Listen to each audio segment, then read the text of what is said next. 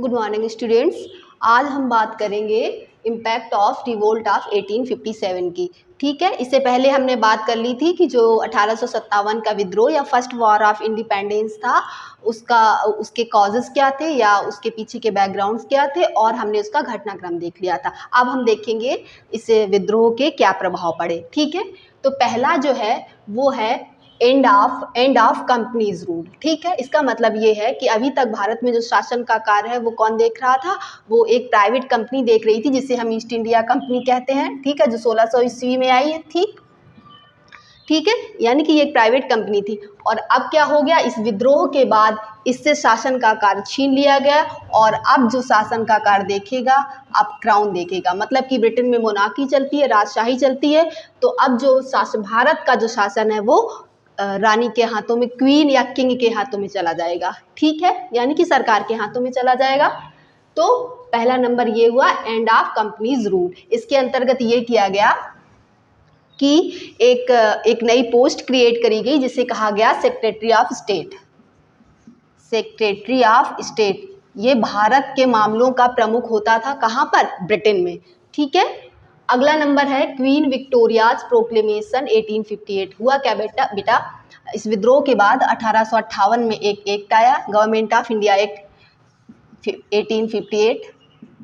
इसके अंतर्गत 3 प्रमुख घोषणाएं करी गई थी। मतलब कि क्वीन विक्टोरिया की ये उद्घोषणा थी। इसके अंतर्गत के जो 3 पॉइंट हैं वो देख लेते हैं। इसमें कहा गया कि अब जो है भारतीयों के साथ इक्वल ट्रीटमेंट किया जाएगा। Equal treatment to Indians under law. मतलब कि लॉ के अंतर्गत, कानून के अधीन जो है वो भारतीयों के साथ एक समान व्यवहार किया जाएगा। दूसरा, उनके जो भी सोशल एंड रिलीजियस मैटर है उनमें कोई भी इंटरफेरेंस नहीं की जाएगी, उनको प्रोटेक्ट किया जाएगा। ठीक है। Number 3, no doctrine of lapse. No doctrine of lapse. इस पॉलिसी के बारे में हमने पहले क्लास में बात करी थी कि जो हड़प नीति थी डलहौजी की, अब उसको क्या किया गया, उसको हटा दिया गया। ठीक है, तो ये क्वीन विक्टोरिया की उद्घोषणा थी जिसके अंतर्गत ये 3 प्रमुख जो बातें थी वो कही गई। अगला नंबर है रीऑर्गेनाइजेशन ऑफ आर्मी। मतलब क्या, सेना का पुनर्गठन किया गया। क्यों? क्योंकि विद्रोह तो सेना से ही शुरू हुआ था। हमने बताया था कि 85% तो ब्रिटिश आर्मी में भारतीय सैनिक थे। ठीक है, तो अब इसका रीऑर्गेनाइज किया गया। कैसे? कि अब इंक्रीज कर दिया गया, जो ब्रिटिश सोल्जर्स हैं यानी कि जो ब्रिटिश सोल्जर्स हैं उनकी संख्या को बढ़ाया गया और जो इंडियन सोल्जर्स हैं उनकी संख्या को कम किया गया। और जो एक कंपोजिशन बनती है सेना की, जैसे रेजिमेंट जब गठित करी जाती थी, तो अब रेजिमेंट जो गठित की जाएंगी तो इसका मिक्स कंपोजिशन रखा जाएगा। मिक्स कंपोजिशन मतलब कि ऐसा ना हो कि किसी रेजिमेंट में सिर्फ भारतीय ही भारतीय हो, जिससे क्या होगा कि वो यूनाइट, अगर कोई विद्रोह करना है वो फिर से उनमें एकता हो जाएगी, वो यूनाइट कर लेंगे। ठीक है, तो इसलिए रेजिमेंट में क्या किया गया, मिक्स कंपोजिशन रखी गई। अगला नंबर देखते हैं लॉयल एरिस्टोक्रेसी। इसका अर्थ होता है बेटा कि इस विद्रोह ने ब्रिटिशर्स को या अंग्रेज अधिकारियों को क्या दे दिया, एक इसे कहते हैं ईमानदार कुलीन वर्ग। इसे कहते हैं ईमानदार कुलीन वर्ग। कैसे?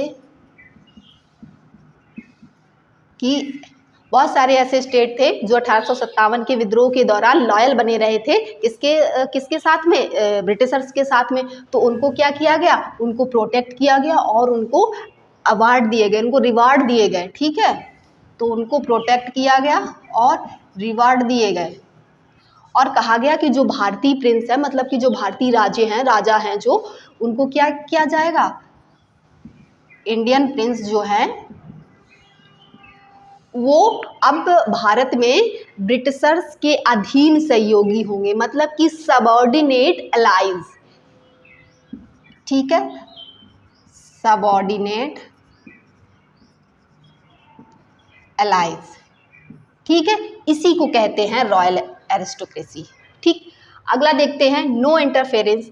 अब वही बात जो हमने इसमें बताई थी कि कोई भी चाहे सोशल हो या फिर रिलीजियस हो, कोई इंटरफेरेंस नहीं किया जाएगा इन मैटर्स में, ठीक है।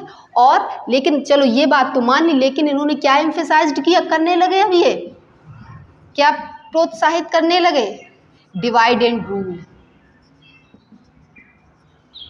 Divide and rule. अब उन्होंने हिंदू और मुस्लिम के बीच में जो डिफरेंसेस हैं वो क्रिएट करने शुरू कर दिए, ठीक है। अगला जो है राइज ऑफ नेशनलिज्म। इससे पहले एक और देख लेते हैं, उसको हम पहले देखेंगे, इसके बाद ये देखेंगे जो है इकोनॉमिक इम्पैक्ट।